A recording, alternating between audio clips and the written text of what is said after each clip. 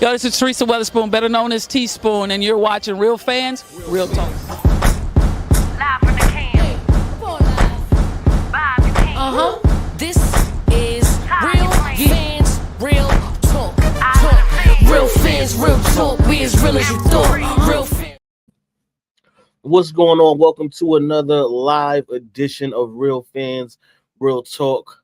We done came off a couple of weeks that just been hitting. Big shout out to the ladies, Tina Hutchinson and Kathy Boswell. The last couple of weeks we've been on fire, but it's a whole lot of sports going down this week. You got the U.S. Open going down right now. Football season, you can smell it in the air. We got the Real Fans, Real Talk fantasy draft going down tomorrow. And then there's some other things that's going on that we're gonna talk about. WNBA is in full effect right now. Plus, college football has started, and I had to start this year off on a bad note. But before we get into all of that, let me introduce my brother, my co-host, Eric Sanchez, aka Legend in Two Games. What's going on, man? What's really good, bro? Listen, all that is cool. And shout out to Tina Hutchinson and Kathy Boswell. They gave us two amazing interviews and opportunities to get to know them and their story. Shout out to everybody who locked in with us. But you know what time it is, Trip. Yes. It's football season. I see you got the hat on. We got our draft. We got our draft tomorrow, and we are fully committed to winning some money on these games. Yes, we are. Yep.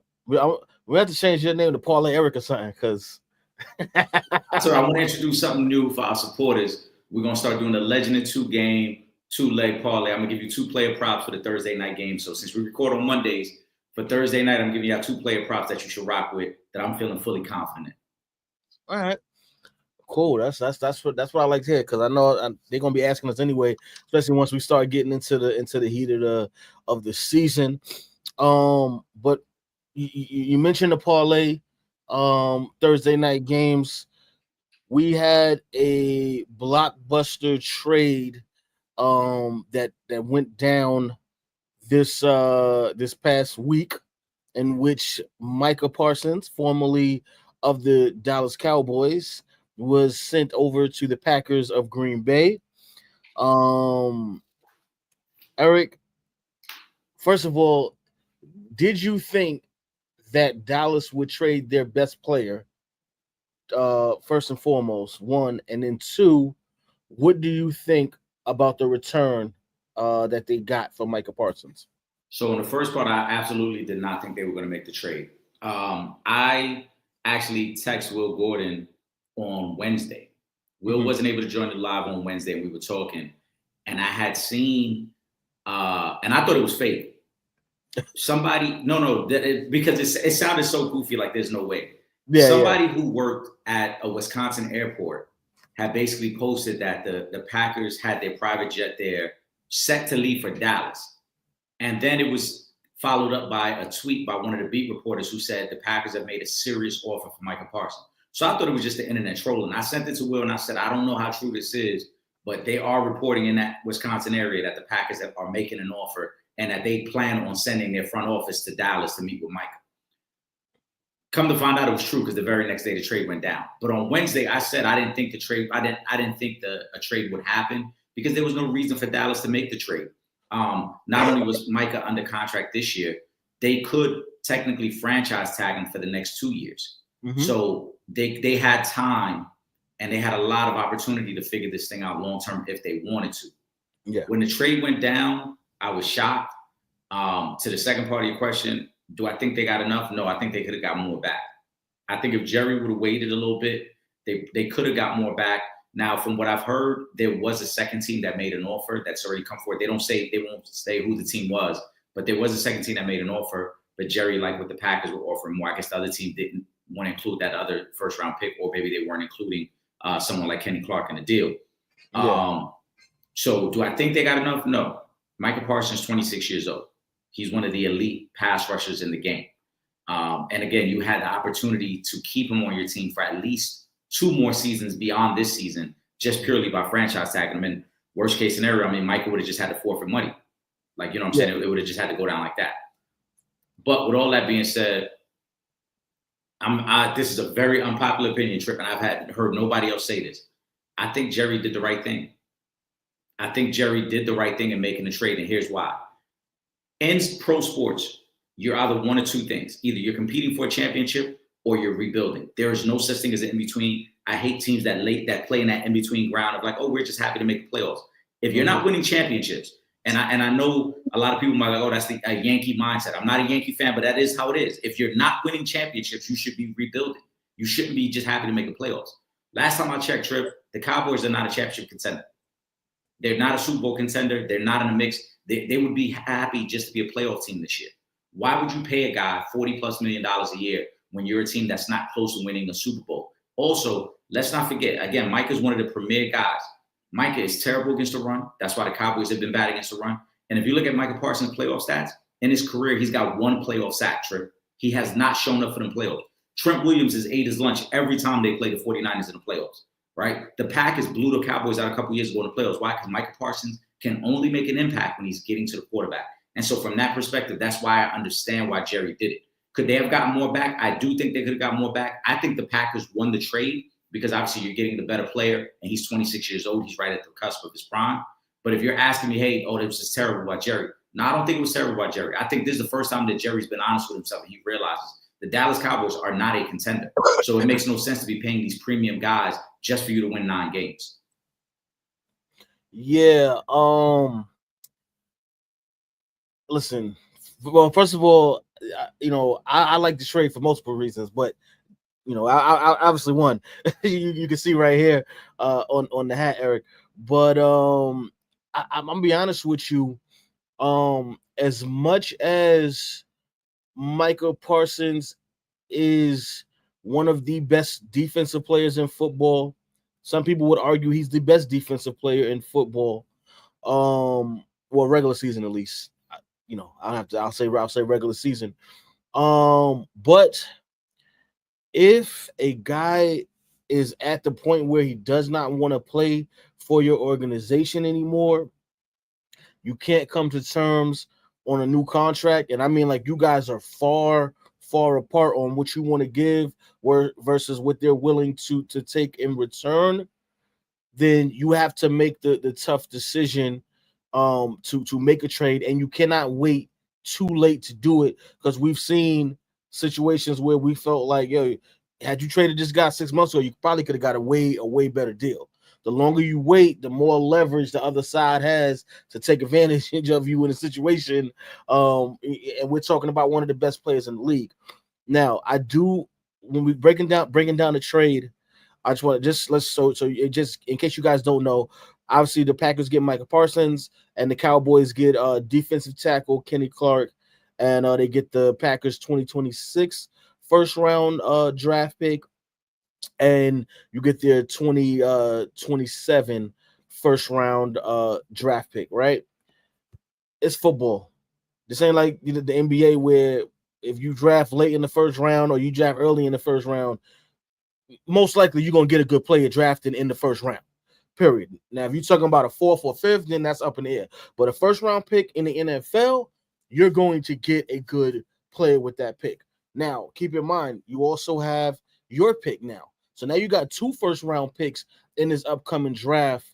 Now, I don't know where the Cowboys finish this season. Again, it's the NFC East. Who the hell knows year by year what's going to happen? But if we're just basing off of what we've seen the last couple of years, they probably ain't going on a deep playoff run, right?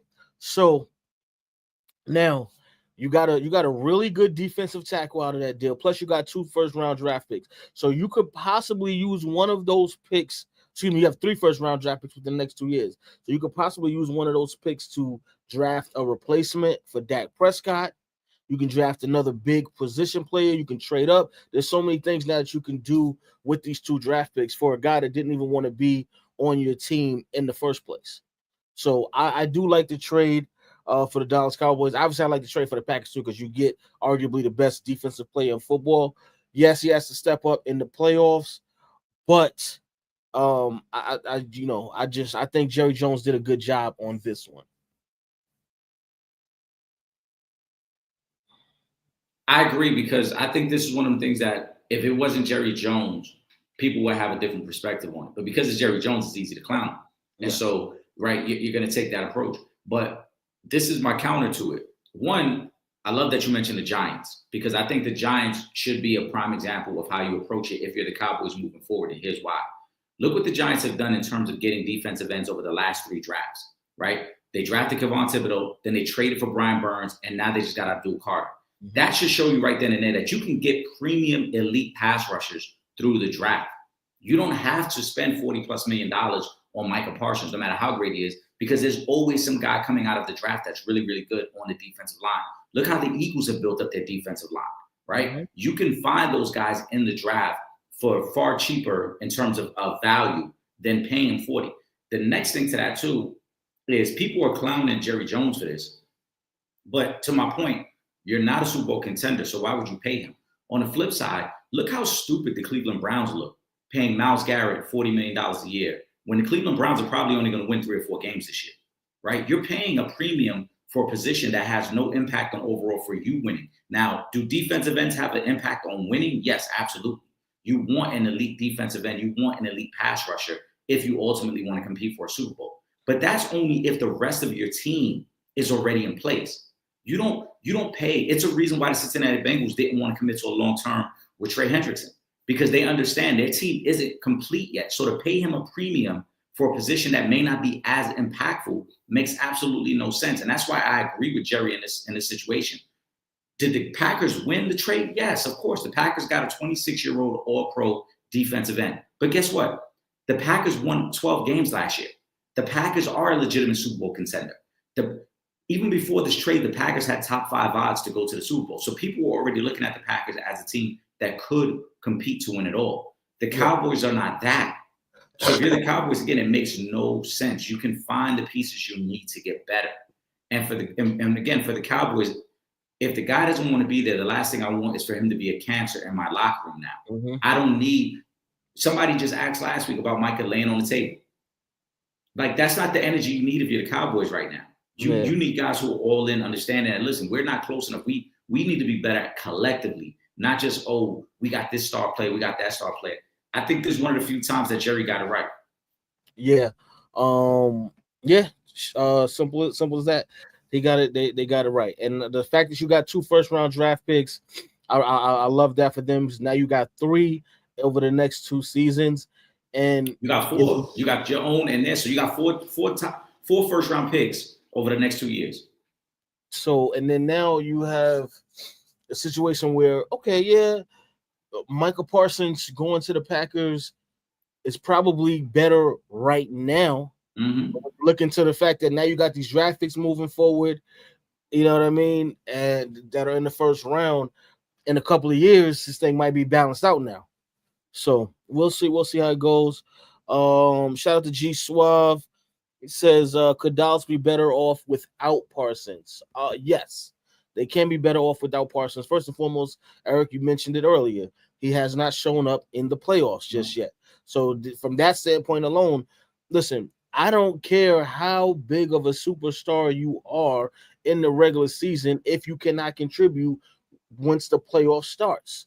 This is why people frown so much upon the loss that the Miami Heat took to the Dallas Mavericks, because it doesn't matter how big of a star you are if you don't get the job done. Simple as that. So now from that standpoint, yes, I think they can be better. Plus, they're going to be able to get a lot younger with these draft picks that they've just collected from the Green Bay Packers. Did we expect them to win a division this year? No. So, you know what I mean? So it's like, all right, well, we didn't expect them to win a division anyway. I expect them to compete in a division, which I think they'll still do, because you still get a really good defensive lineman in return. Like, you know what I mean? Like, let's be clear. Kenny Clark ain't no slouch. Kenny Clark is a multiple-time Pro Bowl defensive tackle. That's what I'm saying. You're not just getting a throw in. Yeah, and he's not that much older than Micah Parsons. Well, he's 29. I believe he's either 29 or 30. I mean, obviously, you say he's 27? I was thinking he was 29, Trip. But I think that just the impact is going to be different. Now, obviously, Michael Parsons affects the game from being able to get to the quarterback, whereas Kenny Clark is going to kind of eat up space in the interior and stop the running game. But he can be still impactful for the Cowboys because now, again, you got that big D tackle who was going to command double teams and sometimes even triple teams, which allow you to blitz scheme and play things differently. I think they can be better off long-term without Michael Parsons. I think this year, of course, they'll feel it right away because, again, you're missing a guy who's good for 16 to 17 sacks every year. Yeah. So this year might be an adjustment, but long-term, I think it's going to be beneficial for them. But again, did you have them going to a Super Bowl? No. Did you have them going to an NFC Championship game? No. I honestly had them winning 9 games this year and competing for a chance to finish second in the division because I think the Commanders are going to take a step back this year. Exactly. So enough said. Shout out to G Suave. Let me go to the next question up here. No, we talking tennis? Okay. Well, first of all, Ron Charles. Shout out to my guy Ron. Naomi Osaka eliminates Coco Golf at the U.S. Open. Did y'all get to see any of it? I did watch a little bit of it. I'm gonna go back and watch the full matchup later. I mean, you gotta love this. 2 of tennis stars, 2 of tennis's stars now. Obviously they both are African Americans, which I love as well because it just shows that it wasn't just Serena. We got others coming for y'all in the tennis world. So I'm excited for that. And it's the US Open, so it's right here in Queens. It's kind of been crazy in New York with the US Open going on these this past a week or so. But you gotta love it. The energy in New York is crazy right now, and those are 2 of the top players in tennis, both of them being Grand Champions. So anytime we get those kind of matchups, you gotta love it. I look forward to seeing them go at it again. Eric, did you get to see any of the highlights? I saw the highlights. I didn't watch it in a moment, but I did see the highlights of it. And shout out to the ladies as they continue to advance throughout the U.S. Open. And I'm glad. Shout out to Ron. I'm glad you brought the U.S. Open up because there was something that went down a couple of days ago that I was not feeling, and I wanted to talk about it. Big shout out to Taylor Townsend. She had to deal with some BS. We're just gonna call it some BS. Yep. A couple of days ago after winning her matchup at the U.S. Open, she was called uneducated and classless and a couple of other things that was said to her, which is funny because she handled the situation in the most classy, of ways that you could possibly have handled that situation. Obviously, her opponent couldn't handle the loss that she took, and she had some very negative and nasty, distasteful comments that she wanted to say to Taylor Townsend. And again, like I said, she handled that situation with such class and such grace. I'm so proud of her. I'm so happy for her. I wish her nothing but the best throughout the rest of her pro tennis career. And she is nice. She is really good. So big shout out to Taylor Townsend.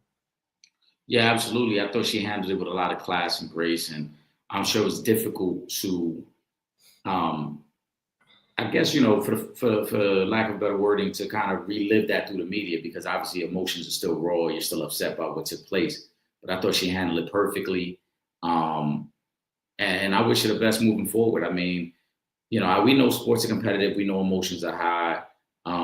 The woman that she played against that made those statements was completely out of pocket. I thought the apology was BS. I was about to say something else, but I thought the apology was BS. Because conveniently, she uses language barrier and all that as a crutch, as opposed to just taking accountability and saying, hey, you know what, I was completely wrong and I was out of pocket. There's no language barrier when you call somebody uneducated. Uneducated, right. Uneducated translates the same in every language. So and then, not only that, but then the crutch of, oh, I appreciate your support as I continue to grow. They love to say that as well when they make them type of mistakes. So we wish her, that young lady, we wish her nothing but failure. I'm be honest with you. We wish you nothing but failure. We we hope you get bumped in the first round of every tournament moving forward. There you go. And it needed to be said, and now it's been said. Right. Let's see.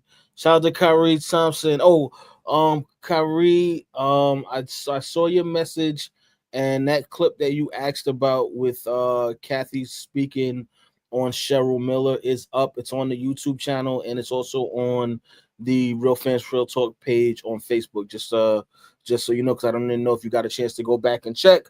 But now you notice that clip is up. I'm gonna post another clip from the interview within the next couple of days as well. But in any event, Kyrie says Ohio State beats Texas 14-7. Here we go. We gotta talk about this college football stuff for a minute. Yes, Ohio State beats Texas. Obviously, this is such a big deal because of the golden child, Arch Manning, who is the current quarterback for for Texas. So this is a very big deal. Yeah, this was a very exciting and surprising opening weekend for a couple of reasons. I'm going to talk about another one in just a minute. But yeah, I'd say upset when we're talking about a potential Heisman candidate here, someone who was projected to go number one in this coming NFL draft. That's a hell of a way to start this season off.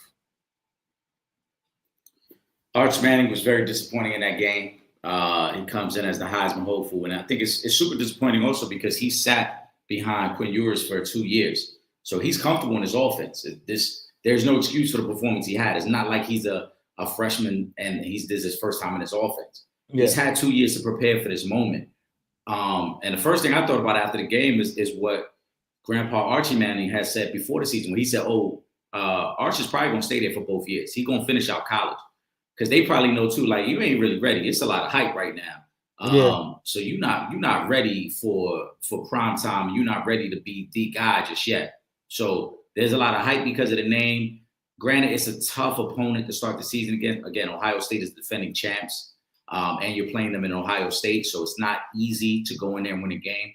But you can't go into the fourth quarter with 38 passing yards. You got to be better than that. And so he got a lot of growing to do. And shout out to Ohio State. They were playing with a first-time quarterback, and they found a way to gut it out and win a tough game. Yeah. Sabrina Roach, I see you in the comments. You said, when will Nick be back? Are you talking about Nick Barado or are you talking about Nicky Avery? I'm not sure which one. Let us know which Nick you are you referring to, and I'll get back to that comment a little bit later. Don't get messy in the comments either, guys. Yeah. Don't do that. Don't do that. Now, let me say this now, Eric. I got to get this out of there because people have been texting me and stuff over the weekend. And big shout out to Tina Hutchinson. I got off the phone with Tina earlier. We were talking for a little while, and because we were both distraught about what happened yesterday. Over the weekend to Alabama. Yeah. And we had to uplift each other. So, big shout out to my sisters. Tina, we had to uplift each other in that moment because Alabama took that loss, and we were both, and she got the worst of it because she's actually down there in Alabama. She had to hear it even worse than I had to hear it up here in New York. One of our brethren, Sean Fontaine, is also a Florida State fan. Florida State fan, yeah. So it was just a lot of emotions going through this weekend, but we're gonna be all right. We're gonna be all right. I'm just gonna say that now, and I'm letting y'all know, fellas. Y'all better run the table from here on out because this don't even make no sense. I have not ever in my life watching Alabama, I have not ever seen them lose in a season opener. And Tina said the same thing, and she's been watching them for even longer. And we were just like, yo, I don't think I've ever seen Alabama lose a season opener. But they managed to. Well, to be fair, though, most teams take a cupcake. Alabama did take on a tough competitor for week one. Florida State was ranked just outside of the top 25. So Florida State obviously was no pushover. We know that's a major program. Right. And it was in Florida State, but in Florida State, right. Alabama took on the challenge of saying, hey, we're gonna go to Florida State and again, try to get a win to start the season in that way. And Alabama's got a tough schedule. We know the SEC is super tough, but I think with this expanded playoffs, they'll be fine. Last year, there were teams that had multiple losses that made the playoffs, and Alabama's strength of schedule was so tough the rest of the way that even if they find a way to finish in the range of like 9-3, 10-2, it still might be enough to make the playoffs again because the quality of their opponents is so high. Yeah, I will say this. Although I felt like Ty Simpson could have been more efficient in that game, and I think that will come with time with developing chemistry with your receivers because, again, and Eric, you know this, there's a difference between practice, training camp, and then actual game time speed. When you got defenses rushing at you and you play in the SEC and you're always, you know what I'm saying, for the most part, you're playing the top competition, it's a little bit different. So I do think, things will kind of balance out, but I was just completely disappointed with Alabama this weekend. Florida State, and respectfully, because again, they're just outside of the top 25. But for where we like to be at with our championship pedigree of a school, it wasn't working for me. And y'all need to get your act together. And I'm saying that right now. I said it. It's out of my system. Leave me the hell alone about it. No, I don't want to hear about it until next weekend. Right. All right. Let me go to Michael Alexander. He says Miami beats Notre Dame. Thoughts on that game?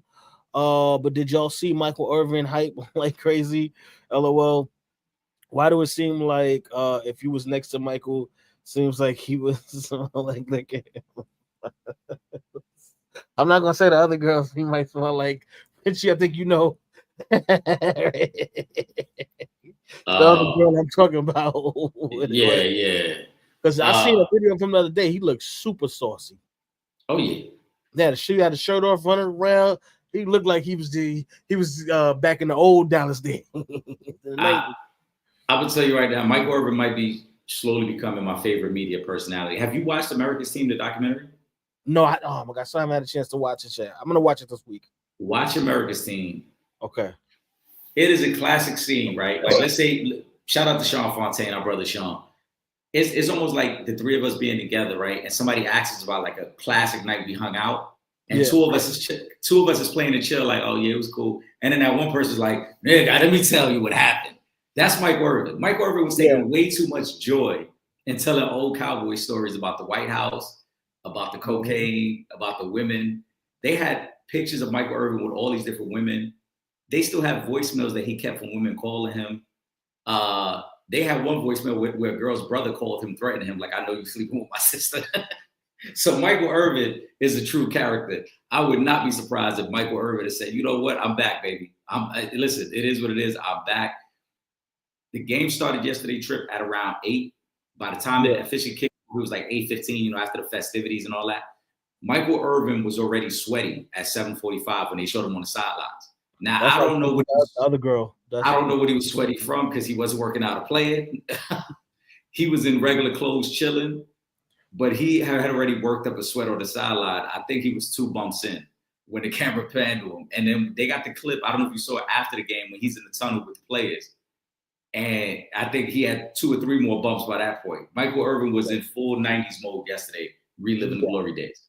I would have to agree with you on Shout out to Michael. We got to get Michael Irvin on the show. Shout out to Michael Irvin. I would love to have Michael Irvin on the program with us. Michael Irvin, whenever you're ready, we would love to have you, brother. Let me see. Let me go to, okay. Let me answer the question anyway too. Congratulations to Miami, because that was actually a big win for them, knocking Notre Dame off in the opener. That's a big matchup, with Notre Dame being ranked 6th. Miami, obviously, they have the other quarterback who is projected to be one of the top quarterbacks drafted this year, Carson Beck. Mm-hmm. Pretty good game. Didn't turn the football over. Looked pretty good out there.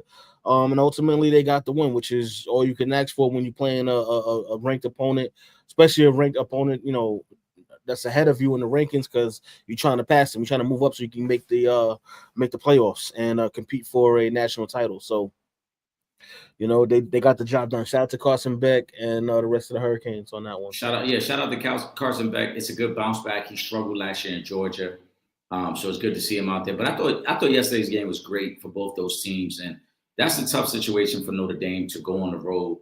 Remember Miami last year at one point was like 9-0, 10-0. They returned a lot of the guys. Granted, they don't have Cam Ward anymore, but they returned a lot of that team from last year that had won the ACC. Actually, sorry, they didn't get a chance to play for the ACC because they had that loss to Syracuse late.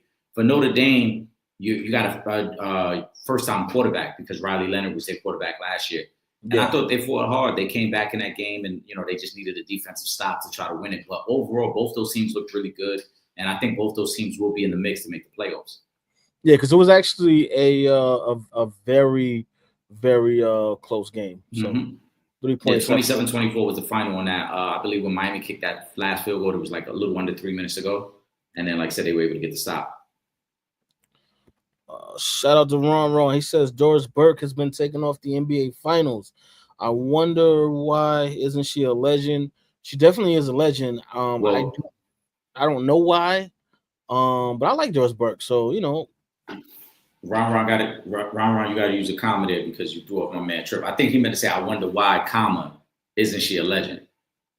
I think that's what he asking. If she's a legend. No, I think Doris Burke is a media. No, that's what I'm saying. I think Ron. Shout out to Ron. I think he meant to put a comma there where it says, "I wonder why, comma, isn't she a legend?" Oh, like why is she off the broadcast? Okay, yeah. I don't know, but again, I mean, listen, Shaq, Ernie, and Chuck ain't on the air no more either. So who knows? Maybe they couldn't afford Doris Burke no more. Who knows? I can't say I haven't been told anything. I will miss Doris Burke because I think she's super dope. I like her commentary. I like her being on 2K. So it is what it is. Doris Burke is another one that can come join us whenever she's ready. Absolutely. Doris is truly a legend. I think she was put in a tough spot last year because everybody was so used to the Mike Breen, Jeff Van Gundy, Mark Jackson team. Mm-hmm. So Doris Burke was a change up from that. You know what I'm saying? And I think that was a tough spot for her and Richard Jefferson to kind of fill in for two legends in their own right. But Doris is going to be just fine. And also, I think ESPN and ABC as a whole are shaking things up because remember, there's a lot of new NBA talent that's going to that broadcast. That TNT crew is going to kind of have their own segment as well.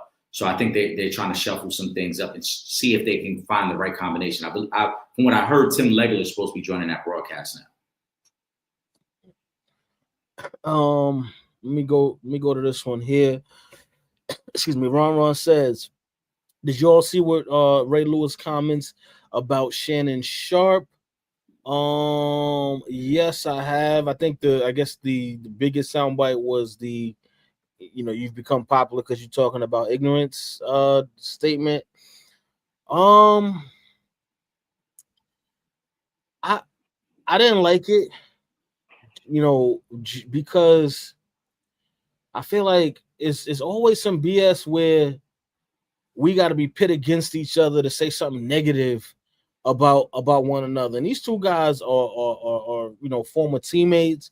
They won a Super Bowl together. From what I've heard, they're supposed to be friends. And you know what I mean? So I didn't like this from Ray Lewis. And again, Eric, Ray Lewis was, my favorite player. Yeah. That's big Baltimore right there.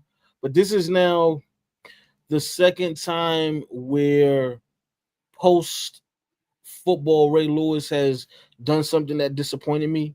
The first time was during the whole the protest, the Colin Kaepernick protest, when he had kneeled down, but then later on said, I kneeled down on because I was praying, not because I was kneeling in solidarity. And I wasn't feeling that, that really was like, yo, come on, Ray, and then now this was like, again, like, why are you talking down? Now, if you have an issue with the show itself, like you just think it wasn't good, but you just like, you got just nothing negative. It's all negative. I wasn't really feeling it from Ray Lewis.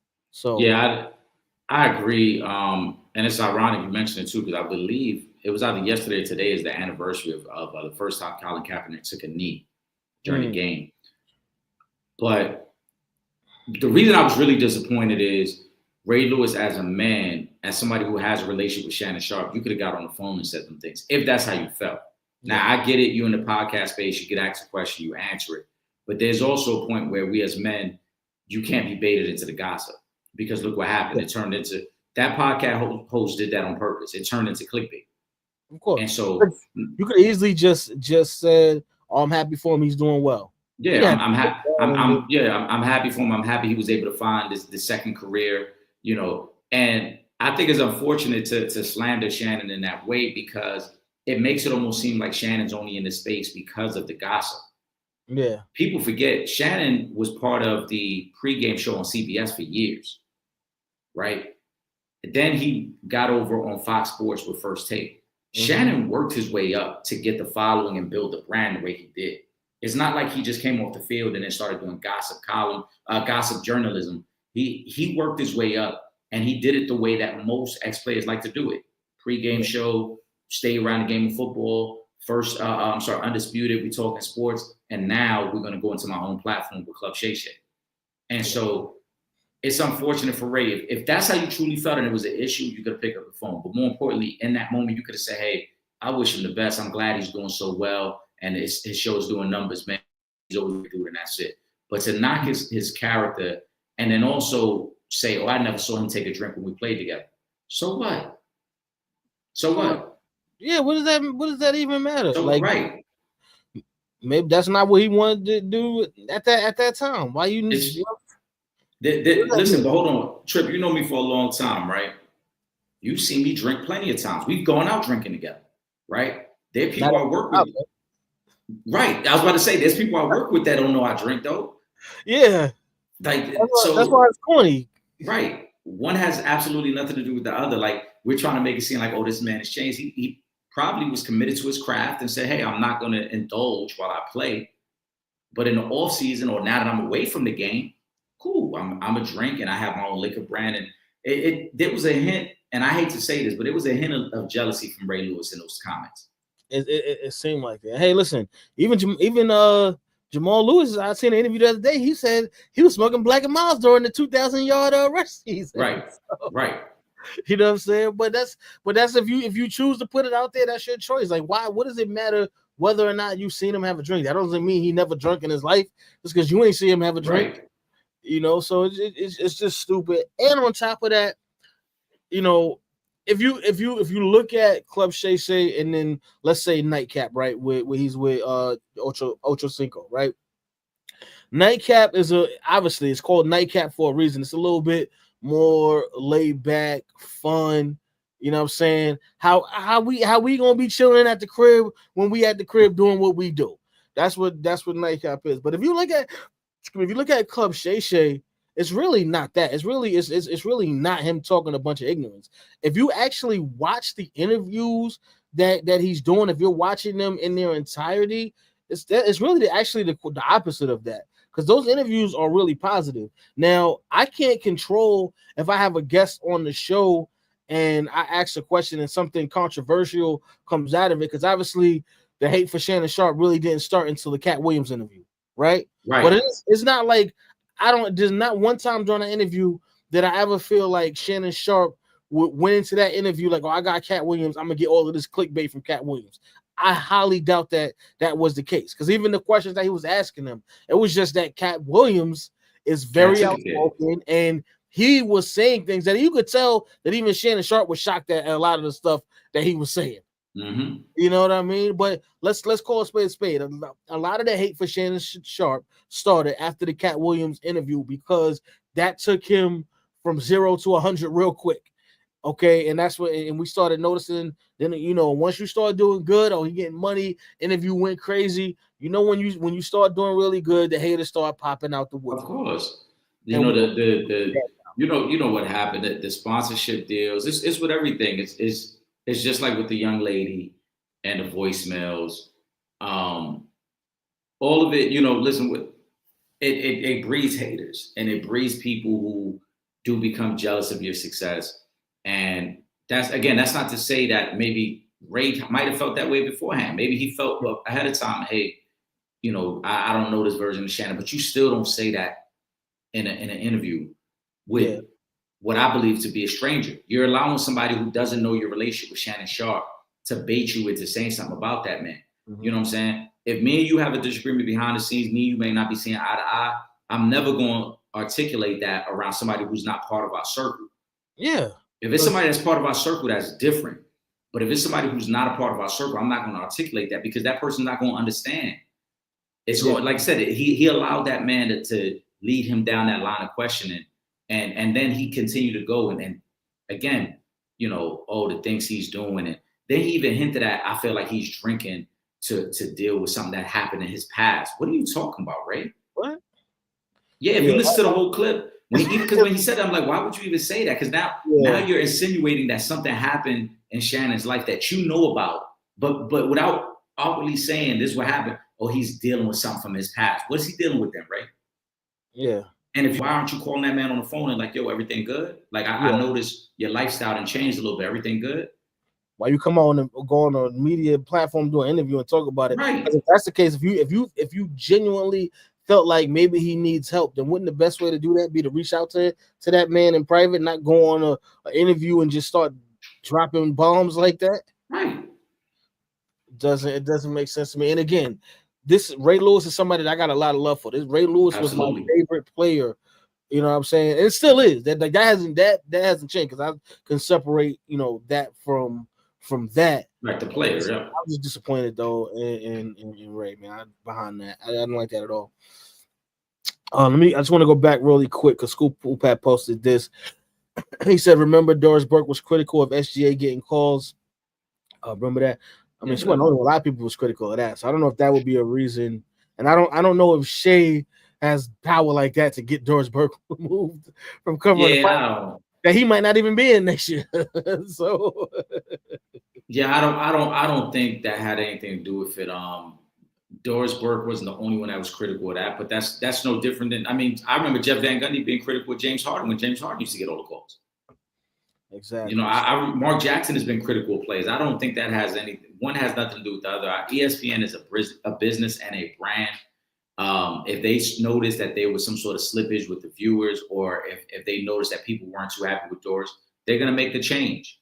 And, you know, as we mentioned, there's a lot of new talent that's going to be around NBA broadcast this year, because with that TNT show going off the air on TNT, and now it's transitioning over and ESPN kind of owning all the rights, there's so much talent that they're trying to figure out the right combination of who's supposed to be with who and what teams work the best. So this isn't the only person I think that's going to kind of be reshuffled. I think there's going to be other people that's going to be reshuffled as well. Yeah. Michael Alexander says, must win for Belichick. Who y'all got in the game tonight? Hold on, who's playing tonight? North Carolina and TCU. Is that on TV? Yeah, that's on ESPN, and I believe that's the 8:00 game.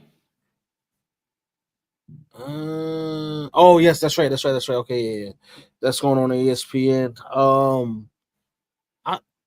It wouldn't be a must win for Belichick. Like, first of all, he just got here. You gotta relax with these must wins. Yeah, it's not like, you know, he went to Georgia or Alabama or, you know, one of the top schools. Like, and on top of that, then this kid just went to North Carolina, just got the Giants drafted. Then what's his name? Jackson Dart, wasn't he their quarterback? Nah, Jackson Dart was at Ole Miss. Ole Miss. He was at Ole Miss. All right. Who's their quarterback? Right, I gotta look into it. But no, there wouldn't be no pressure to win. That's why this can't be a must win, because first of all, North Carolina is not a top 25 team. North Carolina is not even a football school. He's just hoping to change the things there. But yeah, the only way, I mean, I don't even understand why we calling a game one of the season a must win. Calling game one of the season a must win is crazy. Yeah, and like, it's Bill Belichick. Like, who, if anybody got grace, it's Bill Belichick. Well, you know the next comment is going to become, if we're sitting here a few weeks from now and North Carolina is somewhere like 3-5, then it's going to be like, oh, how does this affect Bill Belichick's legacy? Like, that's going to be the next line of question. Bill Belichick is solidified in everything he does. It's not a must-win for Bill Belichick. This is a developmental job with North Carolina. He understood it when he took the job. It's going to take a few probably at least 2 seasons to get them where you want them to go, because you got to get the recruiting classes in, and it's going to take you a couple recruiting classes to turn this thing around. This isn't like when Dion went to Colorado, and that's not throwing shade on Dion, but it's not the same because Dion was able to take Travis and Shedeur with him. Bill don't have nobody like that. He don't have no blue chippers down there in North Carolina. So it's going to take him a couple of recruiting classes to start turning this thing around. That's what I'm saying. And again, we are talking about, and obviously it's a little, college and pros are different, but we're talking about the greatest football coach in NFL history with Bill Belichick. All right. Like, come on, man. He's not on the hot seat. Ain't no pressure tonight. It ain't no must-win game. If they win, great. If they lose, whatever. It doesn't matter. Bill Belichick has time. This is North Carolina. Nobody expects them to be in a championship game. Nobody expects them to go on a playoff run and start cooking like that. So no, it's not a must-win game. It's hey, we won. Yay! Thanks, Bill Belichick. Right. That's it. If North Carolina is bowl eligible, if they're 6-6, they'll be happy. So again, it ain't no must wins. This is more about building a culture and turning the program around. And like I said, then you hope in 2 years that you've recruited well enough to then put yourself in a mix. But if we being honest, I don't even think Bill Belichick want to be there, because if Bill Belichick get a call from the NFL next year, he gonna be gone. I'm just gonna call it what it is. Cowboys might need a new coach by next season. So there you go. Kyrie Thompson says, when are the Fever gonna just say Caitlin Clark is done for the year? Well, Kyrie, we spoke about this a couple of weeks ago, and we gave you a date. We told you it was going to be exactly at the end of the season, and that's when they're going to announce that Caitlin Clark will not be back. They're not going to announce it beforehand because this is business, baby. They got to sell tickets. They got to put butts in the seats. And if I know Caitlin Clark is not there, as opposed to there's a chance she might be there, I'm going to still take a chance and buy that ticket. Now, once I know she's not going to be there, I'm not buying that ticket, especially if I'm solely buying this ticket to go watch Caitlin Clark play. Once I know she's out for the season, why the hell would I buy a ticket to go to this game? So, no, they're not going to say anything until the end of the season. So if they can drag it out and say, well, she may be back for the second round of the playoffs, they're going to try to do that. Okay? That's all they're going to do.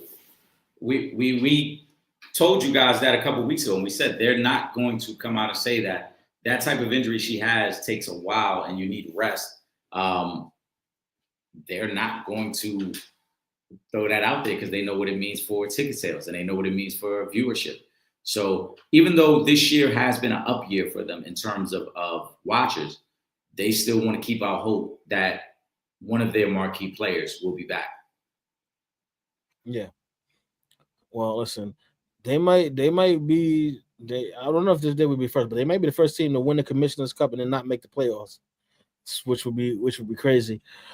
But again, shout out to Caitlin Clark. Wish her a speedy recovery, but I just don't look forward to it being this season. You seeing Caitlin Clark again. Kyrie wants to know also who y'all got as the leader in the MVP race: Asia Wilson, Collier, or Thomas. For me, it hasn't changed. When we spoke about this, I think it was like 2-3 weeks ago. It was Asia Wilson then. It's going to be Asia Wilson now. And especially when you look at the fact that Las Vegas has now won 12 straight games, I would pretty much say that is Asia Wilson putting her foot down on the neck of the MVP race. So there you have it. Yeah, it's tough. I think Collier's got to be in the lead right now. They got the best record. She's the best player on that team, having a great season. But Asia and the Vegas Aces are coming on strong, and Asia Wilson is closing that gap. Yeah, I agree. You got to love what she's doing. And I mean, right now, if you look at things, they're both beasting in points. They're tied for the lead in points per game right now. The only difference is Asia Wilson's also, she's tied for first in points, but she's also second in rebounding behind our girl Angel Reese. She's also first in blocks. Nafisia Collier is is fourth on the list in blocks. But if we just going down these statistical categories, I'm gonna still go with Asia Wilson, and I just love the fact, running off 12 straight. You got to remember they lost a big part of that team this season when Kelsey Plum decided to go to the Sparks, and they actually started off the season a little slow, but the way they have shifted gears, and Asia Wilson has turned up. She's not only is she showing you she's the MVP, she's definitely letting you know she's on the Mount Rushmore right now, because she out here doing things that have not been done in the WNBA, and she constantly is setting new trends in the league. So big shout out to Asia Wilson. That's my pick for MVP right now. The Fizikali is playing well. They're having a really good season. Obviously, Minnesota's in first place, but I just I got to go Asia Wilson. They have completely turned things around. Right. From the start of the season, and to get all the way up to second place, 12 straight, 10-0 in their last 10.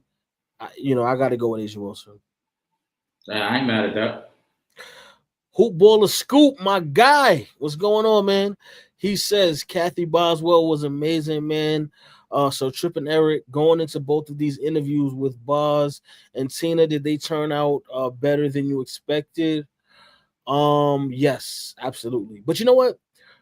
Most of the interviews that we do turn out better than I expected. And not that I expect them to not be well, because I always expect my interviews to be well, because I think with Eric and myself, when we do interviews together, we have a great chemistry. We don't step on each other's toes. So I always expect them to be good.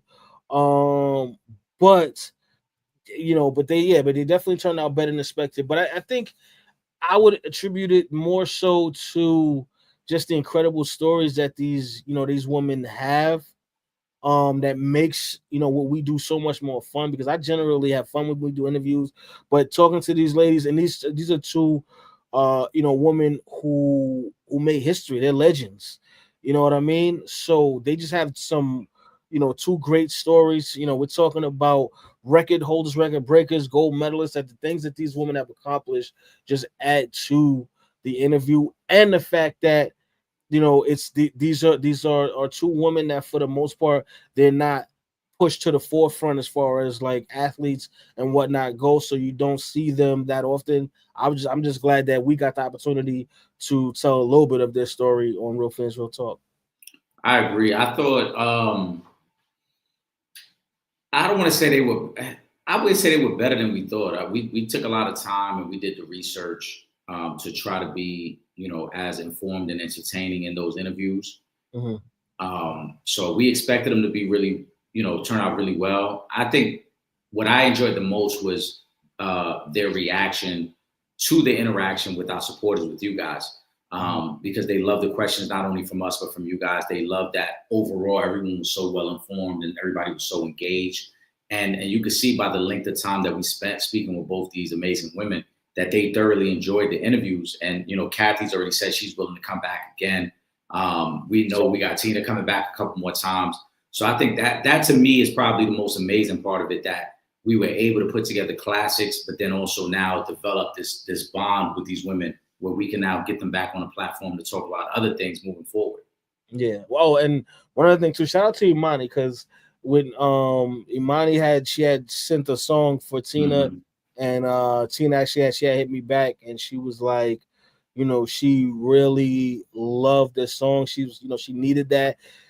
And it was the Whitney Houston joint, right? Yeah, and she wanted to send love to Imani, and I think like things like that for me, and that's not even a part of the interview, but things like that for me just make the interview 1,000 times better.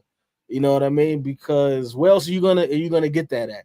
Where you got the guests and the supporters interacting to the point where now after the interview and they leave us, there's still that type of interaction.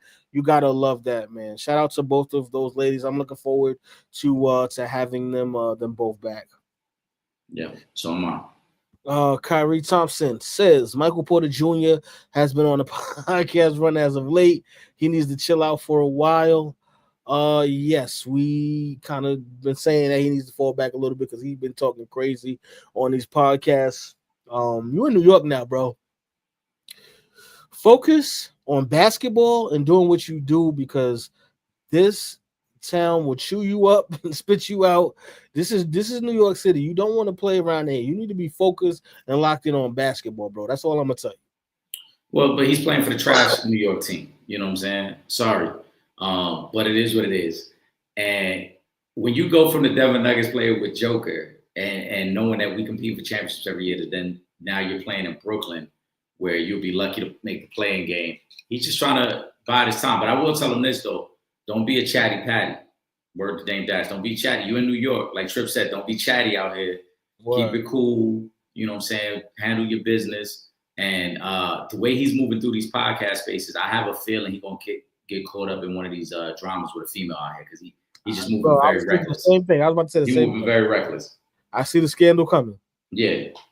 Don't let him spend a weekend in Starlets and then we see the video surface. So he gotta relax. Imani says, did y'all see the video of PJ Washington picking up his son from Brittany Renner? We in the messy section. Shout out to Imani. Yeah, I try to stay away from these types of things. I believe we spoke about it when they first got together. We said it probably wasn't a good idea. And we saw what happened. But he ain't the first. He ain't gonna be the last to get caught up with I don't want to say the wrong name. What should we call them? Those types of women who like to and Dana Nolans, I believe they spell it Heu. Okay, there you go. Yeah, I didn't what said like, but we want to be respectful to the respectful women. You know what I'm saying? We did give the warning. So what you got to deal with, brother, is on you. You got how my man Kanye said, 18 years. Had a baby by, she got you for 18 years. Listen. So first of all, Brittany Renner she's a clown. She's a super duper clown. She is the definition of an attention whore. If it gets her some sort of attention, she gonna do it. Mm-hmm. This situation was no different. The fact that he's going to pick up his child and you already got somebody recording on the phone, why? Then you're trying to instigate the drama because, he's moved on, he's in another relationship, has another child, and you're trying to instigate the situation because he's coming to pick up his son. She thought she was saying something because she made the statement about, oh, your child only got $11,000 in his account. I'm sorry. Did you not realize that 85% of this country, maybe 90% of this country of the world doesn't have $11,000 in a bank account somewhere? Hold on, you're telling me a child that's probably no older than 4 or 5 has $11,000 in a bank account, and you're using that to shame the dad? If anything, you should be saluting him. How you like to say, Eric? That's goofy. Super goofy. That's goofy, right? So this whole situation. It smells of and it reeks of attention. I want attention. So he's coming to pick up the child. She tries to make it no more, so she needs some new attention. Right. Who she pretended to be Muslim for. Let's not forget that. But like I said, you got the cameras rolling when he shows up. The baby's crying, and she's trying to make it seem like, oh, the baby don't even want to go with you. First of all, kids cry all the time when they leave their mother. Yeah. My daughters have done it to me before when they wanted to stay with their mom and they had to come with me. You know what I'm saying? Like that. Right. We live together. And it's happened. I've taken my daughter to pre-K and she's cried because she didn't want to get out the car. Like kids do that.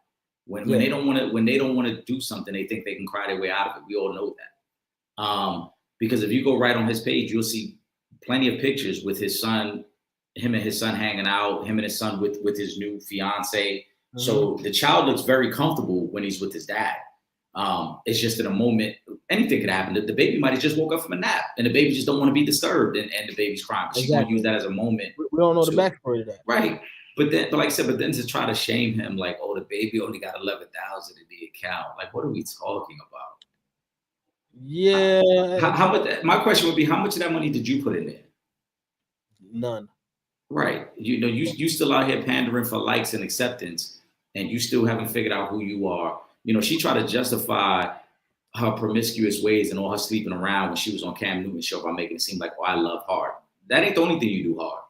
Because that ain't loving what you're doing. That's something else. Exactly. There's a reason why Dion brought you down to the school and then used you as an example of the type of women that the young athletes should stay away from.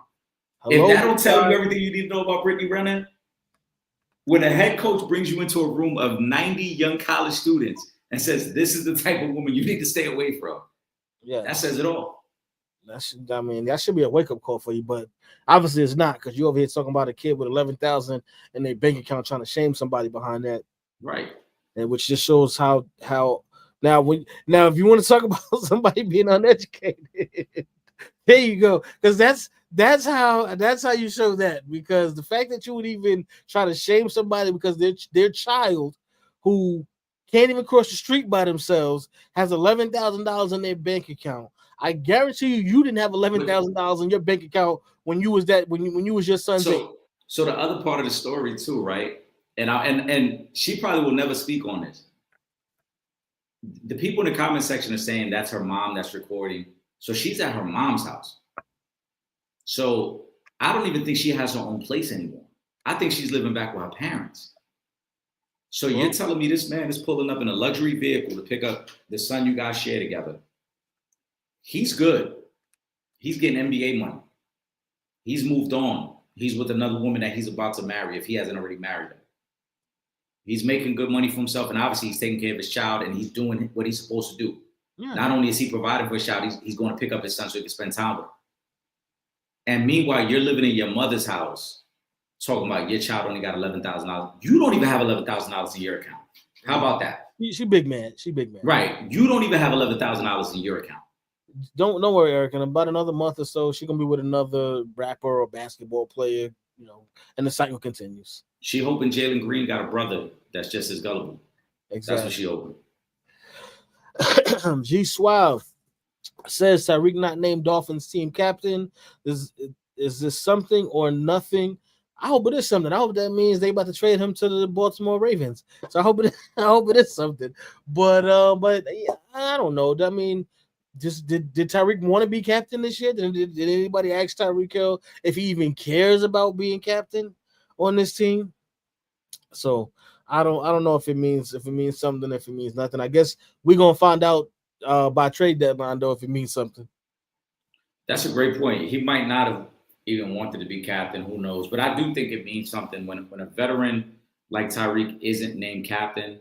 Who was named captain though? That's the question. I would have to like Jaden Waddle named captain. No, I don't think Jaden. I mean, we can look real quick. I can go on there. I'm sure on their page they got who was named captains on their team. Let me see real quick. It's probably gonna be like Tua. Who they got? They got a veteran on defense. It's probably gonna be. It is Tua, Zach Siegler, Alec Golden, the fullback, Jordan Brooks, the safety, Bradley Chubb.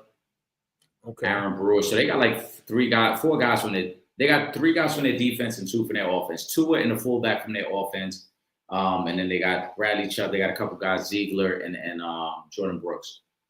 That's what I'm saying. So I wouldn't read too much into it. But again, like I said, come trade deadline, we're gonna see. And again, if the Dolphins are coming out the gate losing, or if it's looking bad, then it's more likely that we will see some type of action going on. But as of right now, just not being named the captain, like I said, who knows if he cares or even wanted to be captain? If somebody did an interview with him and they asked him that question, he was like, "Yeah, I wanted to be captain," and they shitted on me. excuse my language, but other than that, it's like, yeah, whatever, man. Ain't nobody tripping over that. Listen, Tyreek Hill is a Hall of Famer. Okay, he's a Super Bowl champion. He's one of the best to do it, period. It is what it is. Like I said, I just think it signals that his time there is coming to an end. Remember when he first got there, he tried to take on the leadership role. He was trying to big up Tua and how great a quarterback he thought Tua could be. And now he's been very quiet with the media, especially after what he said at the end of last year, where it sounded like he wanted to be out of there. Tua this year, again, you got to read the tea leaves. Tua said this year there's a lot of repairing that needs to be done in that relationship. So I do think it means something. I don't think the Dolphins team is going to be good this year. And I would not be surprised if he is an in-season trade. If they get off to a slow start, 1-3, 2-4 type, he might get traded. Well, listen, Eric, when you say traded to the Baltimore Ravens, so I need you to speak it into existence with me. So by the time we get to the game, he'll be on the team already. Listen, I think Ravens or Buffalo will probably be 1A, 1B. Yeah. Because both those teams are trying to surpass the Chiefs. And either one of them could use both of those teams over the top. Either one of those teams could use a receiver of that caliber. Mm-hmm. All right. Imani says, congrats to Candace Parker, who got her number retired with the Chicago Sky. And a few months ago, Sparks retired her number. Legend. Yes, she is. Rookie of the Year and MVP. Candace Parker, you gotta love her. She's a legend, man. I mean, she's somebody where it's like, what can't you say about Candace Parker? She's one of them people. So much love to Candace Parker. Great basketball career. And I'm talking about, on up to, the pros and what she was able to accomplish in the WNBA. Super dope. You got to love Candace Parker. Yeah, a true legend and well-deserved. I mean, what she's given to the game, she deserves all her flowers. Yes, sir. School Poop says, Ty Lue said on Shannon Sharp's podcast that Michael Jordan in his prime could average 45 a game in today's NBA with these rules. And y'all say what to that? I say maybe 40, 41 a game. I say because he would shoot more threes and live at the free throw line. I don't subscribe to that, man. I'm sorry. I don't know about this when y'all be like, oh, guys just going to jump up in the era and now he's going to average 45. And again, I understand this is Michael Jordan. Michael Jordan is the GOAT. I have him as the GOAT still. I get all of that. But I just don't see where he's going to be averaging 45 for a couple of reasons, right? MJ's era, even though I love those guys, you may have had 15 to 20% of the league that had the type of athleticism that Michael Jordan has. Maybe. I don't agree with that, Trip. They had super athletes like that? Now everybody's a super athlete. So, but go ahead. I'm gonna let you finish your point. All right, but now everybody damn near is a super athlete jumping out the gym. It's like nuclear aliens in NBA player bodies, right? This is one thing. Two, you got teams damn there, where you got multiple guys on teams now that are averaging 25 to 28 points a game. Whereas in Jordan's era, nobody else on his team was putting up 25. You didn't see two players on the same team averaging 25 just like that. It wasn't that common. Now you got big twos, you got big threes. There's so many guys that are shooting. You got now, we're heavy on the 3-and-D guys. Everybody wants a 3-point shooter on the team. I don't know about 45, 40 a game. I just think that's unrealistic. Is he still going to be the best player in basketball? I believe he would be still, if he was playing right now, the best player in basketball. I just don't know about this 40 plus a game. I'm sorry. I just can't see it. Yeah, I mean, I don't agree with I think there was great athletes back then as well. The difference is we just view the game differently because the game is so much more wide open now, with the spacing, with the ability to have 5 shooters on the floor. You have everybody who can handle the ball and get to the basket. So I think that part is different. 45 points is a lot of points. 45 points is a lot of points. Even if you live at the free throw line, you look at what Shea did this past year, you look at the best years of James Harden, you look at the best years of Kevin Durant, and I mentioned those 3 because really those have been the 3 best scorers over the last 15 years. Mm-hmm. Even none of those guys came close to 40 points. They all averaged, they all had seasons where they averaged 30 plus, 33, 34 points a game. Yeah. But to get to 40 is tough. I think 45, I don't agree with 45. I think 40 would be possible because one aspect of Michael Jordan as a player that I think gets overlooked a little bit is his durability. Michael Jordan played damn near every night. Yeah. And in this NBA with no back-to-backs, with the ability to load manage, if Mike only had to play 70 games a year as opposed to 78, 80 games, yeah, I mean, he's going to be a little fresher on night to night. And there's going to be some nights where he's just going to show out and go off. But I do think 45 would be a lot. I think he could get into the high 30s, 38, 39, maybe 40 points a game. But you also made a great point, too, with the balance and the way teams are constructed now. And I know we're getting like really in depth in basketball talk, but if you look at the way teams are constructed now with this balance of, hey, we got to have a 3-and-D guy who can knock down the corner. Hey, we need a stretch 5 who can pick and pop. Hey, we need the point guard who can also score. All those things, they take away shots from Michael Jordan. And so to get to 45 points would be super tough. I think he can get into the high 30s because you can play him the same way Houston played James Harden. You can play him the same way OKC played SGA. But also Michael Jordan was great at understanding that I'm going to do what's best for the team to win. That was the big transition of Mike's game when he realized that in order for us to win, I got to kind of pace myself and let other guys get involved, and then I take over when the time is right. So I don't even think he would try to score 45 points a game. I think he would just be okay with, if I can get to 32, 35 points a game, I'm good with that. Yeah, I just can't, because I'm like, think about it, right? Like, imagine, because Mike never really played with a dominant big man, right? Mm-hmm. Put Mike and Shaq on the same team. I just can't see him with 44 averaging for a season, 40 to 45 points. I just think it's crazy, man. When you got all these other stars that's on the team that are scorers now, like I agree. That's what are averaging 20 points a game, right, in the league. No, I agree because the game is so much more wide open now. Yeah, you know what I'm saying. Again, you look at we talk about Michael Porter Jr. Michael Porter Jr. this year might average 28 a game with the Nets because he is their primary scorer.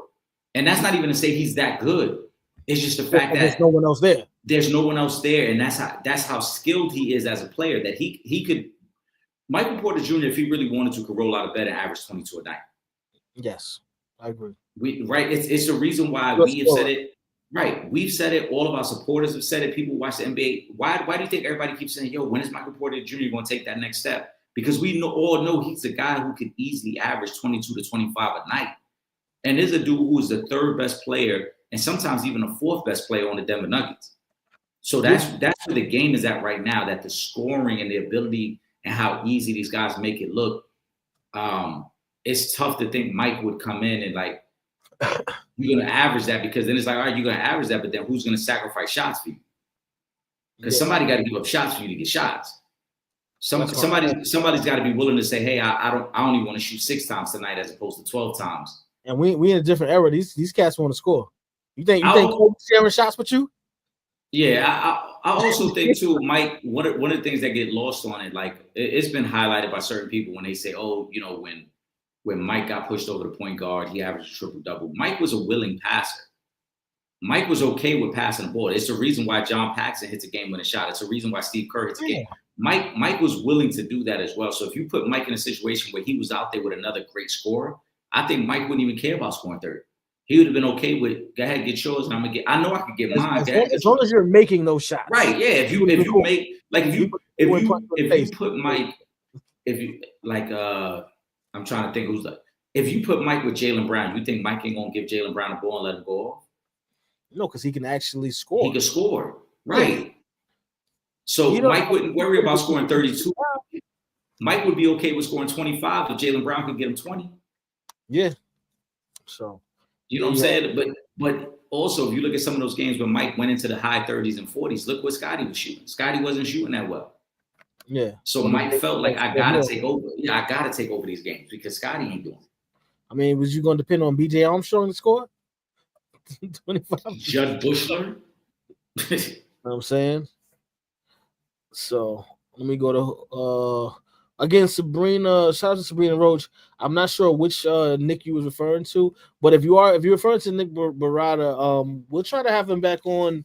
I'll reach out to him again to come back when the next season of the Oval drops. I'll work on asking him to come back. If that's who you were referring to. All right. Hoop Baller Scoop says CBS did top 25 over the last century in this order: Braun, Curry, Duncan, Jokic, Shaq, Kobe, Giannis, Durant, KG, Dirk, Wade, Chris Paul, Kawhi, Steve Nash, Luka, Jason Kidd, Dwight, AD, Iverson, T-Mac, Dame, Tatum, SGA, Westbrook, and no Kyrie on the list. I have a few issues here. Obviously, I don't have a problem with number one because I do feel like he is. If he's arguably, what I'm saying, if there's a lot of people just arguing for him to be the GOAT, then obviously he would have to be the best on this list because you're not putting him no lower than 2 on the list. I'm talking about all time, not this list, but on this list, yeah, he's gonna be number 1. That goes without saying. I would personally, I'm putting Tim Duncan ahead of Steph Curry. Thank you. So I didn't know Thank you. where that came from because I'm like, yo, and I actually I do know where it came from. It's because if Tim Duncan was a personality, like if Tim Duncan had Kevin Garnett's personality to go with his resume, we would be talking about Tim Duncan in the top 5 all the time. Like he would be in that conversation. But because he's more of a relaxed, laid back, cool, too cool for school type of personality, he doesn't get talked about in the way that he should. And he does get his props. Like I don't want to act like people don't give Tim Duncan respect because he is known as the greatest power forward of all time. But I'm talking about when we're referring to the elite of the elite, I feel like Tim Duncan doesn't get his just due. So that's the first big one that I would have. Tim Duncan is for me is ahead of Steph Curry. Then I gotta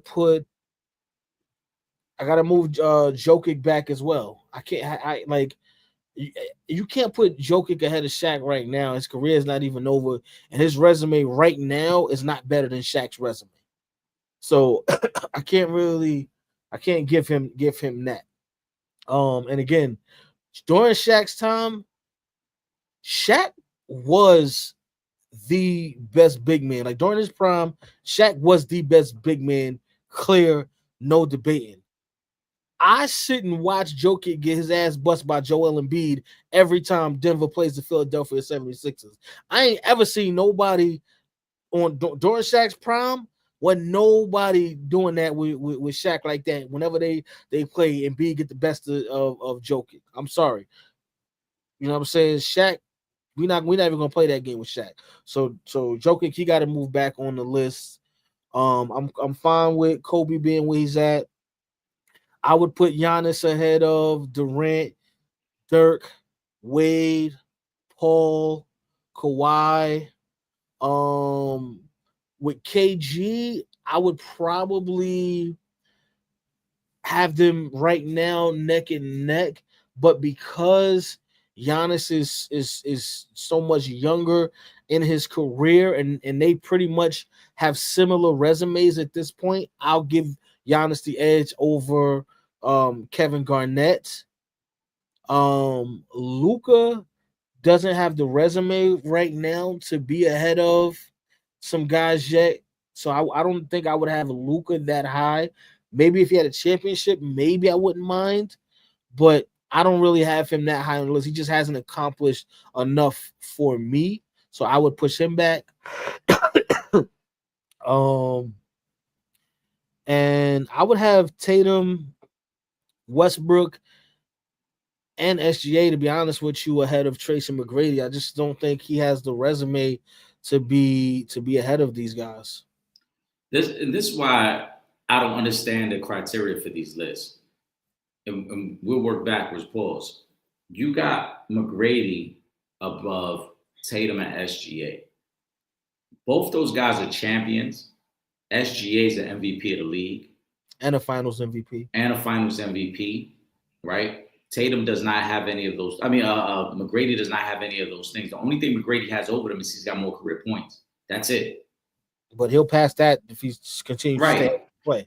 aside from injury, the only thing so But he again, has a scoring title too, I believe. cool. But that's it. That don't mean nothing. Right, cool. And that's no disrespect to Tracy McGrady. I think he was a great player in his own right. But again, back to my point about what are the criteria for these things? Mm-hmm. Because on one hand, you got Tatum and SGA behind McGrady and Lillard. I don't even know how you put him behind Dame. Yeah, that's what I'm saying, because he wasn't healthy enough to be in front of all of these guys. No, but not even healthy. This is rooted in the last 25 years. No, that's what I'm saying. But I'm saying because of the injuries, Tracy McGrady's resume is not what it possibly could have been because he was injured so much. Right. So realistically, you can't put him ahead of those guys. Right. Like you have that on that, and I don't understand at all. All right. Luka, it's tough. You could move Luka around a little bit, I think, because are you saying up or down on the list?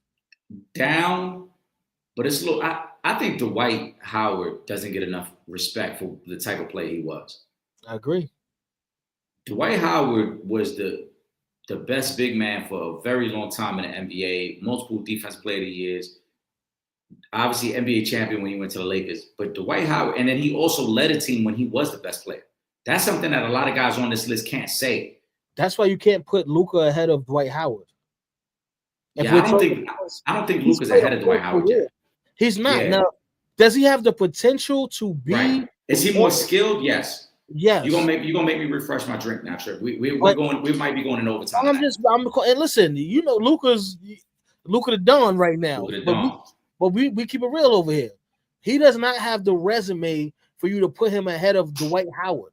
No. I'm sorry. Like we're talking about someone who has multiple defensive player of the year awards. He's got the all NBAs, he's got the all defense, he's got all of that stuff. Now, can Luka accumulate accolades along the way to compare and maybe pass him later? But right now, when Dwight Howard's career is done and Luka's been in the league, 7 years, 8 years, and doesn't have any years. I think it's at that point, yeah. I mean, outside of the all NBA, because we know he ain't got no all defenses. So outside of the all NBA appearances, what does Luka have on his resume that will put him ahead of Dwight Howard? There's nothing. And Dwight Howard has all NBA appearances as well. So you can't even, you know what I'm saying? You can't even put that and say, well, he's got a lot of all NBAs because Dwight Howard has those as well. So Luka shouldn't be ahead of Dwight Howard. And honestly, you can't put him ahead of AI right now. No. Who has an MVP, who's also did the same thing Luka did. The only difference is AI has an MVP. I believe AI has a scoring title too, if I'm not mistaken. Yeah, AI got a scoring title. Yeah, so you know, so you can't put him ahead of him. Bro, you can't. I'm sorry, you just can't. So I'm glad you started with Tim Duncan, because when this question was posed on Wednesday Night Live, I said this. This proves right here what you and I have both been saying, that Tim Duncan does not get enough credit in the GOAT conversation. Because there are people who will argue if Kobe should be in the GOAT conversation, if Shaq should be in the GOAT conversation, and yet in this poll, they've got Tim Duncan as the third best player of the last 25 years. And you and I both agree, I think he actually should be second. Now, if this is rooted in impact, nobody's had a larger impact than Steph Curry over the last 25 years. And that's no disrespect to Bron. Bron is probably the best player of the last 25 years. But in terms of impact and the way the game has changed, it's Steph Curry. Bron has had the bigger impact outside of basketball. Right. In basketball, Steph has changed the game. Correct. Steph has changed the game completely. So, but if we're just saying who were the best 25 players, I not only think Tim Duncan is number 2, this solidifies what we've said for quite some time, that Tim Duncan needs to be in the GOAT conversation. Tim Duncan is, without a doubt, the best power forward the game has ever seen. Mm-hmm. Hands down, no debating. Hands down. And this is why I also debate when people say, oh, Kobe should be placed higher on the list. And I always say, no, I don't agree with that. And I love Kobe, but it wasn't even a Kobe era. Tim Duncan was the best player of that era. That's why I say it's about the personality. Right. Because he doesn't have that loud, boisterous, outspoken personality. Correct. Kobe's style of play and Kobe's following gave it a perception that Kobe was the best player of that era. But go look back. Tim Duncan, from pretty much day one that Tim Duncan stepped in the league, the San Antonio Spurs were a title contender damn near every year with Tim They Duncan. came in about, I think, 1 year apart or something like that. No. So Kobe came in '96. Tim Duncan came in '98, right? Right before the strike. 2 years apart. Yeah, 2 years. So they pretty much, are that they're in the same era of basketball. Well, without a doubt, because they both were in the league 20 years. Yeah. You know what I'm saying? Like it's there. But Tim Duncan also, I wonder what Tim Duncan's legacy would look like if they didn't lose that series to Miami. If Ray Allen doesn't hit that shot, and Tim Duncan and the Spurs beat Miami Heat that year, and then remember the next year they came back and won again, we talking that Tim Duncan that almost damn near flawless resume.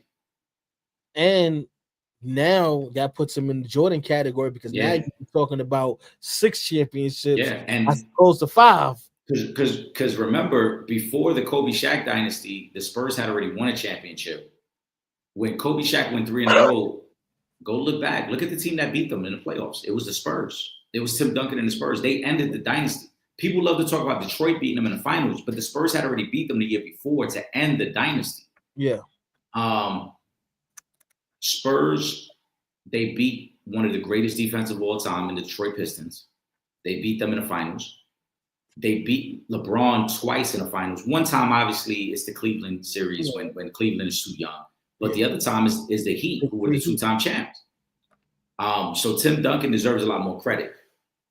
With that being said, Giannis to me is too high. Durant is too high. I said this on Wednesday's live. We're not putting enough respect on Dirk Nowitzki. Dirk was one of the top 5 players during his era. If you look at everybody on this list, Trip, we can go down the line of everybody on this list and name all the great players they played with. Who's Dirk's best teammate? Jason Terry? No, I probably would say Steve Nash. He had Steve Nash before Steve Nash went to Phoenix. Remember, Steve Nash didn't become MVP until he went to Phoenix, so he had him early. Say who's best right, player. right. But his best 2 teammates, and according to this list, he had Nash very early before Nash was an MVP, and he had Jason Kidd when Jason Kidd was old already. Because the Jason Kidd he got was not the Jason Kidd that was in New Jersey leading them to the finals. He was an older version of that. Yeah. So really, during his time playing, the best teammate he had was Jason Terry, who at best was a 6-man. You look at all these other guys, and this is not to slight anybody else. All these other guys, maybe AI is the other exception because AI never played with another great teammate. Mutombo was a great defensive player, but Mutombo wasn't the guy who was a great secondary player. No, you could argue though for Giannis as well because Giannis don't have any great teammates now. I would say he has good teammates. Right. Even still, I would take Middleton and Holiday over anything that Dirk had. Over Tyson Chandler and Jason Kidd that year? Yeah, because Tyson Chandler at that point, Tyson Chandler was on his 3rd team. Tyson Chandler wasn't he won defense player of the year the next year with the Knicks. Year after that, though. After that, correct. But when he got to Dallas, he was an afterthought. He was a guy who kind of he hasn't really lived up to the hype of where he was drafted. Great athlete. Chicago didn't work out, but yeah. So to me, I think Dirk should be. I would put Dirk ahead of Durant and Giannis. I would say move KG up, move Dirk up. Those guys got to slide back a little bit. I'm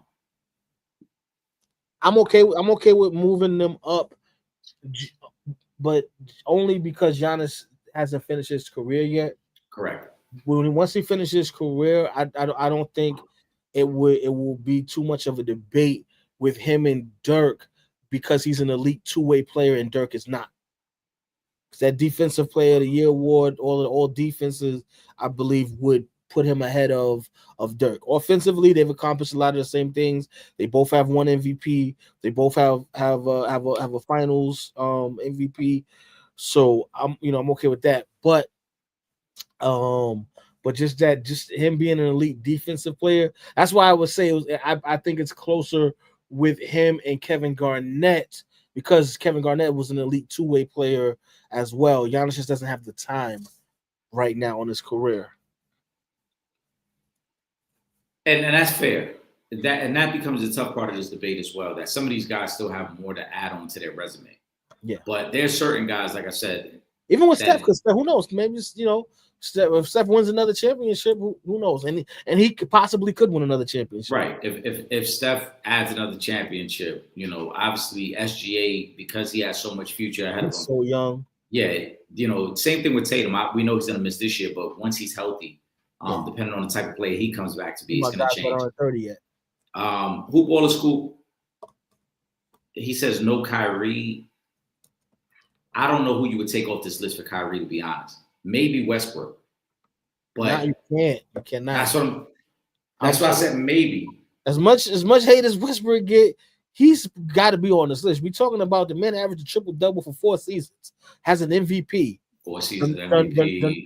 Then helped take a team to the finals. Yeah. You can't disrespect Westbrook and put, and no disrespect to Kyrie, but Kyrie does not have the individual resume that's anything close to Russell Westbrook's resume. I'm sorry, man. That is the tricky part with Kyrie, because both got a bunch of all-star appearances. You know what I'm saying? But again, that MVP that Westbrook has is going to separate him. The season's averaging triple-double is going to separate him from Kyrie. So who else you going to take off the list? You can't. It's crazy. It's crazy because Kyrie's and this. I don't mean this to be a slight against Kyrie, but his greatest accomplishments have been when he's the number 2 guy. Exactly. Because when he's been a number 1 guy, he has not delivered to that potential. But when he's the number 2 guy with Braun or number 2 guy with Luka, they get to NBA Finals, right? They have a lot of success. So that I agree. That's why I said maybe Westbrook, but I wasn't really feeling like, oh, he's got to be the guy. I agree. Westbrook deserves that spot. And Kyrie's never even been All NBA first team. So it's crazy. It's crazy that Harden doesn't make this list because Harden's an MVP.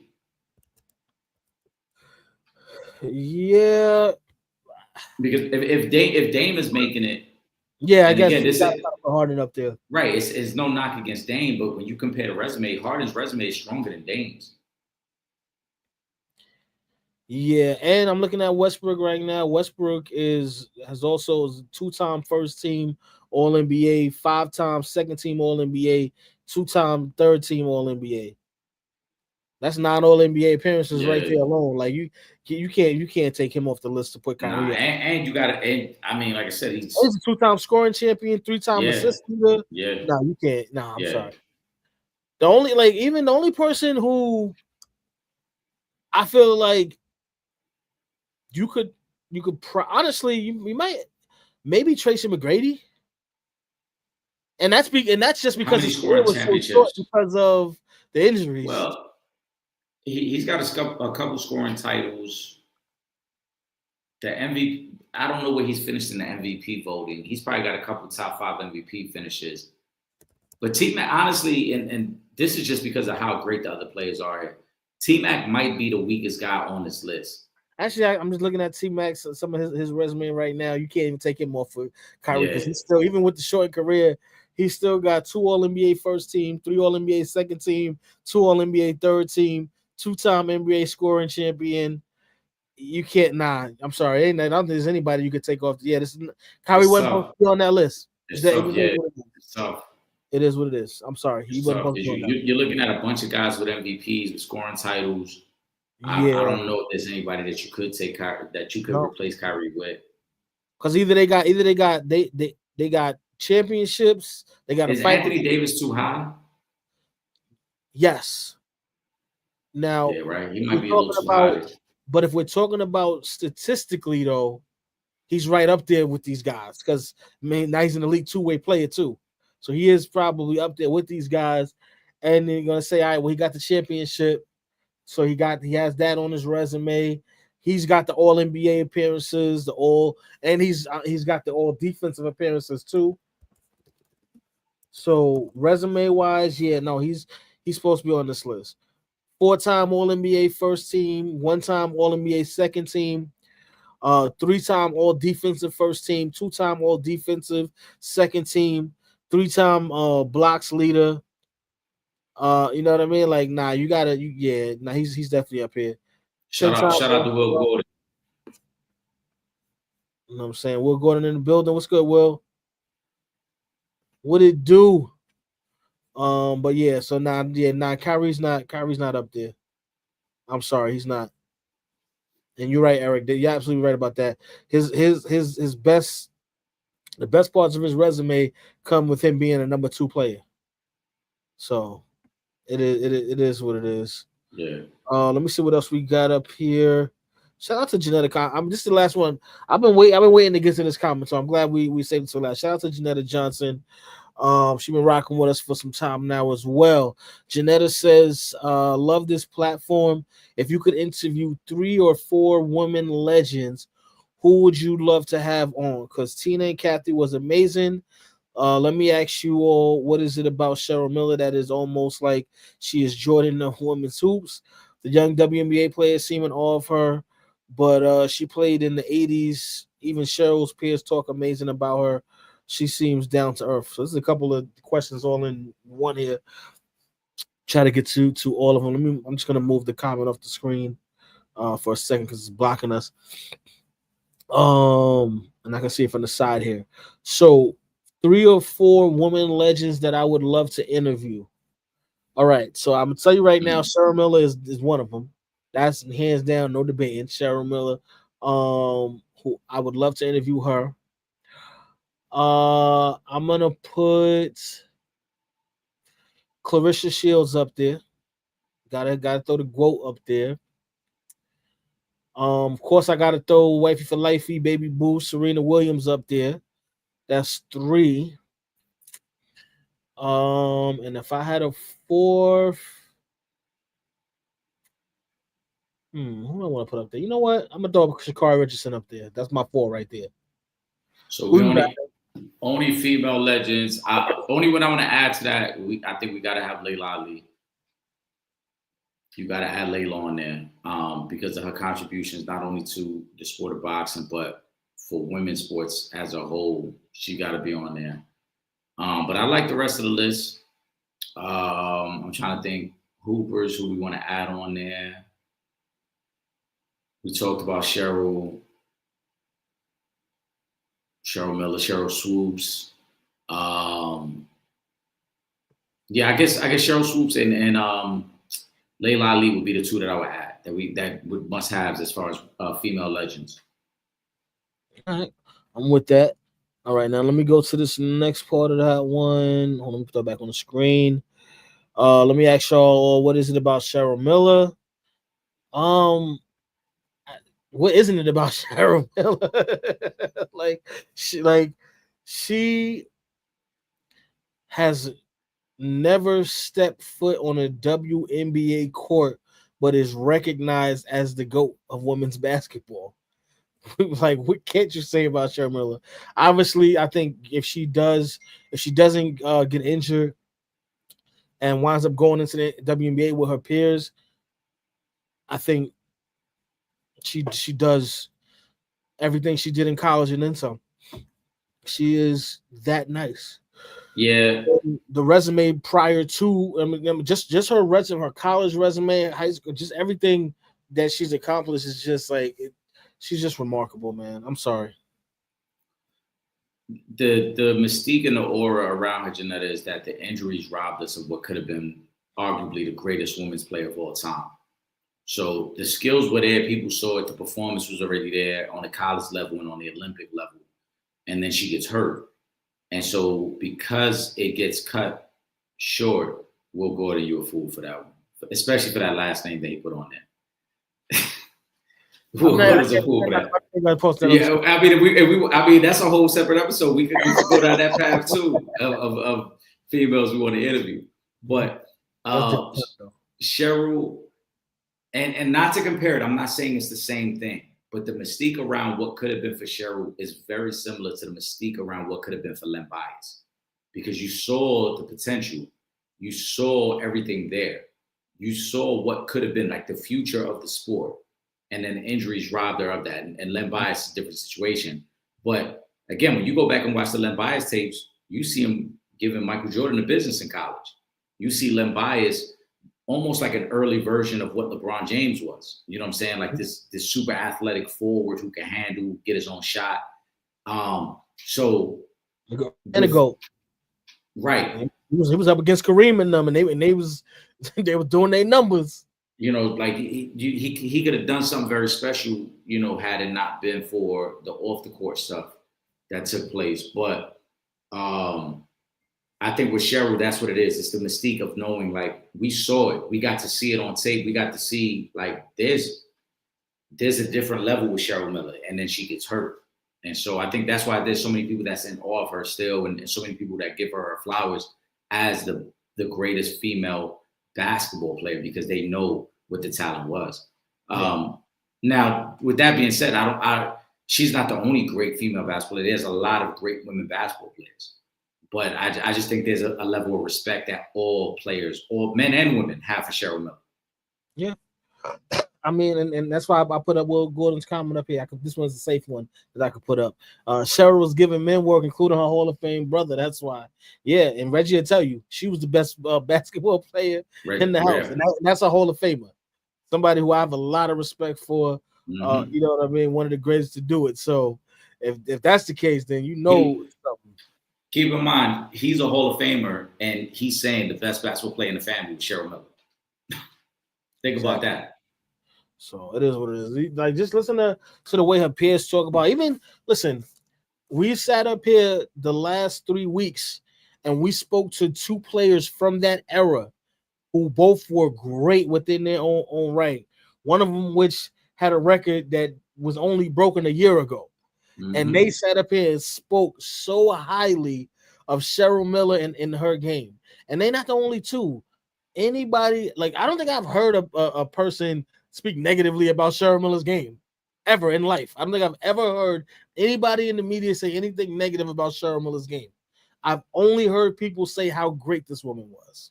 I think what Kathy said last week was great too, because she not only complimented her game, but she talked about her leadership. She said Cheryl was the one who was like a true leader and got everybody going.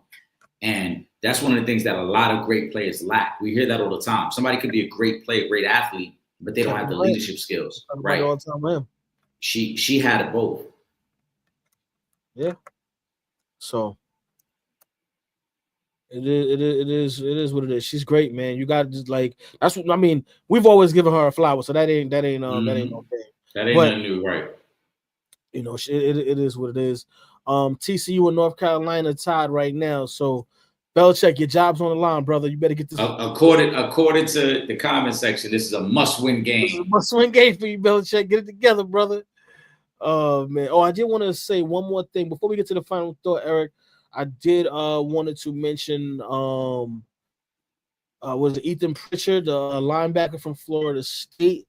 He was shot after, I guess, a couple of hours after that game against Alabama. He plays linebacker for Florida State. So I just want to shout him out, wish him a speedy recovery. The report says he's in critical, but he is stable. So hopefully that means he'll bounce back and live a full life. But I did want to just shout him out really quick before we get to the final thought segment. Eric, you want to give us your final thought? Yeah, of course. First and foremost, shout out to all the followers and supporters. We greatly appreciate that, as always. Shout out to my brother Will Gordon. We're back live on Wednesday. Trip, if you're free, join us on Wednesday. You already know what time it is. It's football season, which means we're going down the whole slate of games. We're picking against the lines. We need winners. We need picks. With that being said, like I told you, Trip, before the show started, I'm introducing a new segment here on Monday nights. The Legend in 2-game, 2-leg parlay. I'm giving you player props. I'm giving you anything that I like for the Thursday night game only.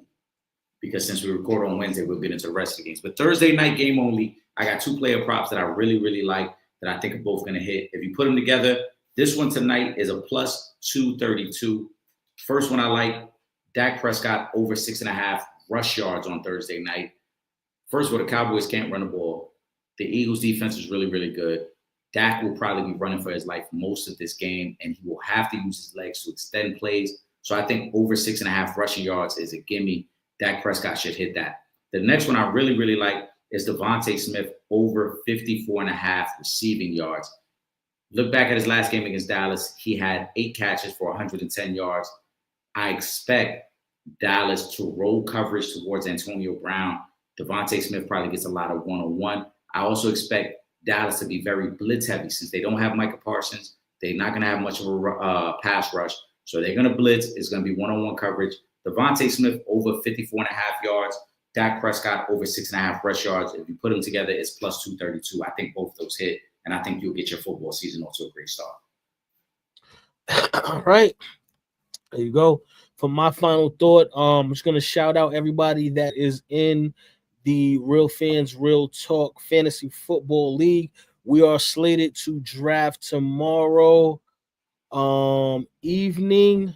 So it's time. It's back to the smack talk. 2K pre-order is going down. It's out now. I know I've been spending my time on NCAA, but I done got my player from college all the way to the pros. We Super Bowl champions now, so now I think I'm ready to make that move and get ready to get back into NBA 2K. And shout out to I got to shout out to a couple of people, couple of former guests on the show. Big shout out to Rocco out in Rutgers, starting in his sophomore year right now. Salute to you, my brother. Salute to Coach Roy at my alma mater, LIU. Go Sharks. They starting their season, and my guy Nick Parisi at Watson University. At Wagner University. Big shout out to those guys. Want to wish you guys good luck on this season. With that being said, for myself, Trip Young, my co-host and my brother, Eric Sanchez, a.k.a. Legend in 2 Games, we up out of here. Peace.